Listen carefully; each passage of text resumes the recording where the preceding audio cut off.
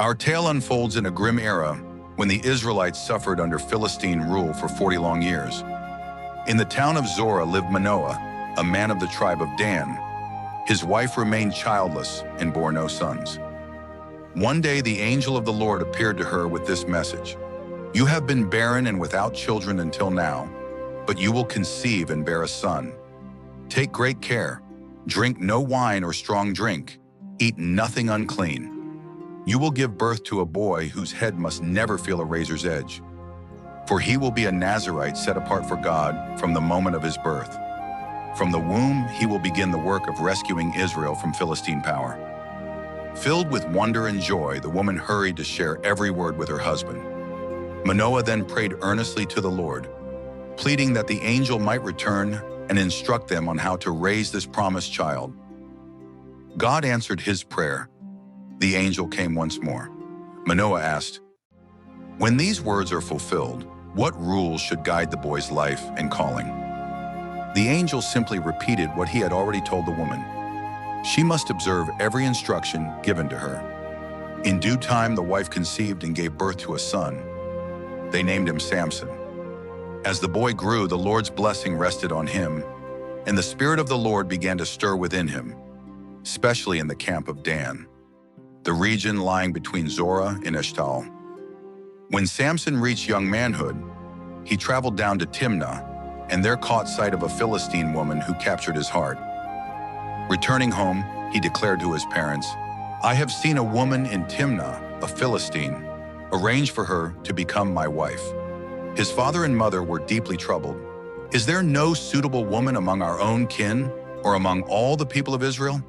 Why must you choose a wife from the uncircumcised Philistines?" Yet Samson pressed them firmly. "Get her for me. She is the one who pleases me." Unbeknownst to them, this desire came from the Lord, who was quietly preparing an opportunity to confront the Philistines. While journeying toward Timnah through the vineyards, a young lion suddenly roared and sprang at him from the thick undergrowth. In that instant, the Spirit of the Lord rushed upon Samson with tremendous power. With nothing but his bare hands, he ripped the lion apart as easily as one tears a young goat in two. The pieces lay scattered on the path, yet Samson said nothing of the feat to either his father or his mother. Sometime later, on his way back to claim his bride, he deliberately passed by the same spot to see the lion's remains. To his surprise, he found a swarm of bees had made a hive inside the carcass, and honey dripped from it. He reached in, gathered the honey in his hands, ate it as he walked, and even shared some with his parents when he rejoined them. Still, he kept silent about where the honey had come from. During the 7-day wedding feast in Timnah, Samson presented his 30 Philistine companions with a challenge. "I will set you a riddle. If you can solve it before the feast ends, I will give each of you 30 linen garments and 30 changes of clothes. But if you fail, you must give me 30 linen garments and 30 changes of clothes." Eagerly they replied, "Tell us the riddle. We are listening." His words were these: "Out of the devourer came food. Out of the mighty came sweetness." 3 full days passed, and they found no answer. On the 4th day, the companions approached Samson's wife in secret. "Coax the explanation from your husband, or we will burn you and your father's entire household. Did you bring us here only to take what is ours?" Terrified, the woman clung to Samson, weeping day after day. "You must hate me. You cannot love me. You pose a riddle to my people, yet refuse to tell even me the meaning." Samson answered, "I have not explained it to my own parents. Why then should I explain it to you?" She persisted with tears throughout the entire week. At last, on the 7th day, worn down by her pleading, he revealed the secret to her. Immediately, she passed it on to her countrymen. Before sunset, they came to Samson and declared, "What is sweeter than honey, and what is stronger than a lion?" Samson shot back, "Had you not plowed with my heifer, you would never have unraveled my riddle." Then once again the Spirit of the Lord came upon him in full force. He went down to Ashkelon, struck down 30 men of the city, stripped them of their possessions, and used their garments to pay the wager. Furious, he returned to his father's house, and in his absence the bride was given to the friend who had served as his companion at the feast. Months later, at wheat harvest time, Samson decided to visit his wife, taking a young goat as a gift. "I am going to my wife's chamber," he announced, but her father blocked the door. "I was convinced you despised her, so I gave her to your companion. Look, her younger sister is even more beautiful. Why not take her instead?" Samson replied coldly, "This time no one can blame me when I bring harm upon the Philistines." He went out and captured 300 jackals. Tying them together tail to tail in pairs, he fastened a lighted torch between each pair of tails, then set the animals loose among the Philistines' standing grain. Flames raced through the fields, devouring the ripe crops, the bundled sheaves, the vineyards, and the olive groves alike. When the Philistines demanded to know who was responsible, the answer came quickly. It was Samson, son-in-law of the man from Timnah, because his wife was handed over to his friend. In retaliation, the Philistines marched up and burned both the woman and her father's house to the ground. Samson vowed, "Since you have done this thing, I will take vengeance. I will not rest until I repay you." He attacked them with great fury, slaughtering many, then withdrew and took refuge in a cave in the rock of Etam. The Philistines responded by invading Judah and encamping near Lehi. The men of Judah asked in alarm, "Why have you come to make war on us?" The Philistines answered, "We have come to seize Samson and repay him for what he has done to us." So 3,000 men of Judah went down to the cave at Etam and confronted Samson. "Do you not understand that the Philistines are our overlords? What is this trouble you have brought upon us?" He replied simply, "I gave them exactly what they gave me." They said, "We have come to bind you and deliver you into their hands."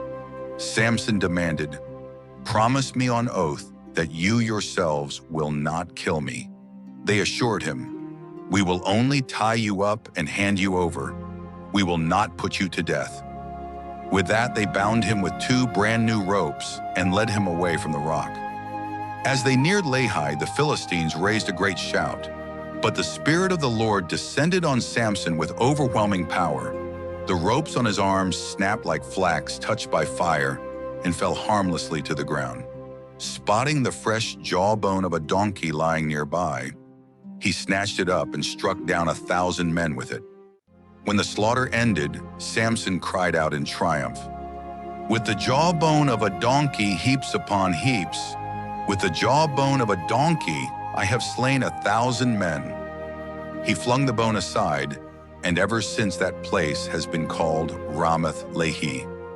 Overcome with thirst afterward, he called on the Lord, "You have granted this mighty victory through your servant. Will I now die of thirst and fall into the hands of these uncircumcised men?"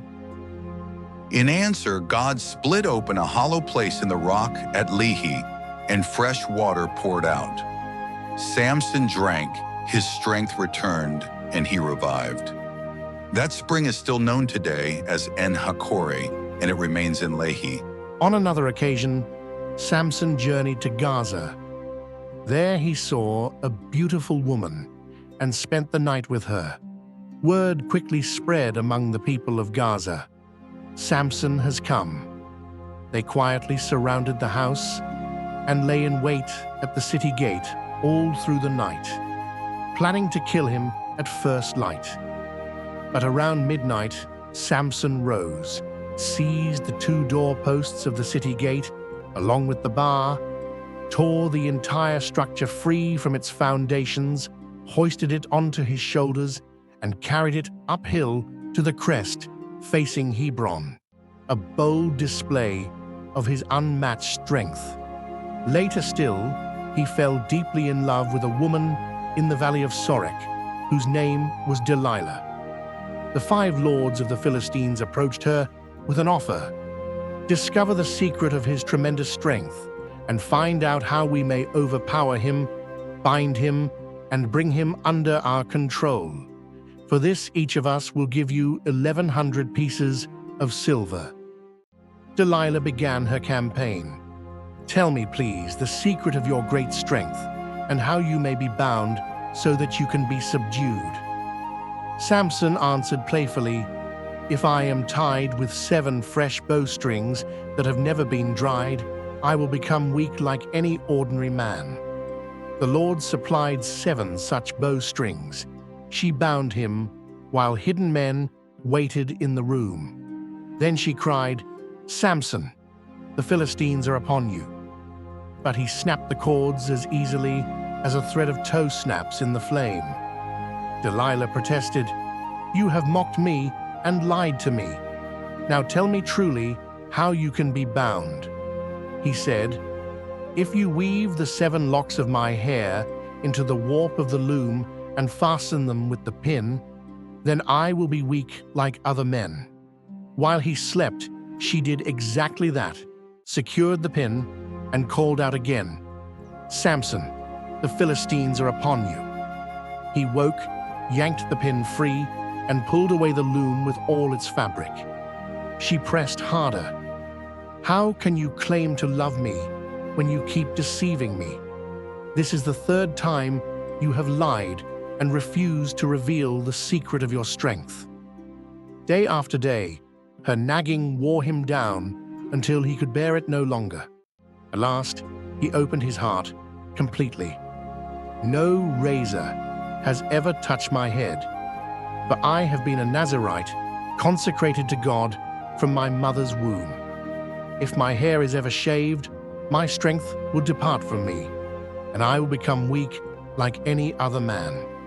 Seeing that he had finally told her the whole truth, Delilah sent word to the Philistine lords, "Come back one more time. He has told me everything."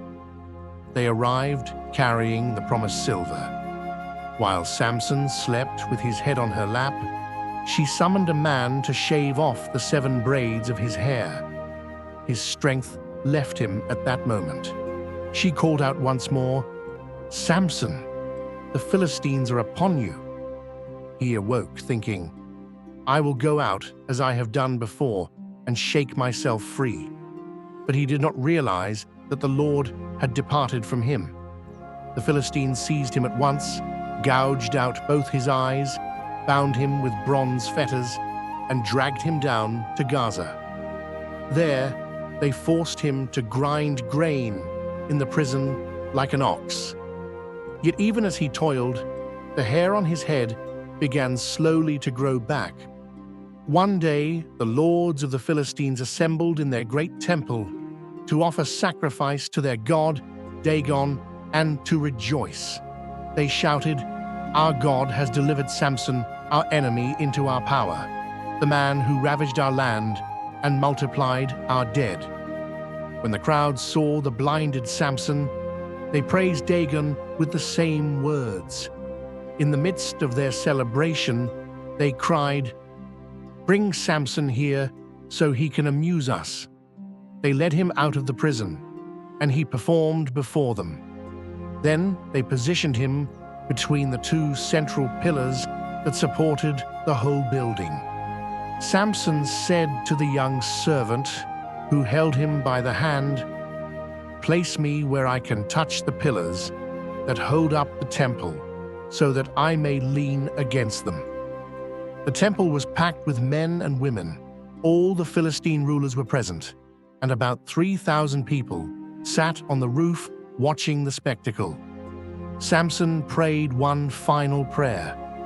"O Lord God, sovereign of all, please remember me and strengthen me only this once more.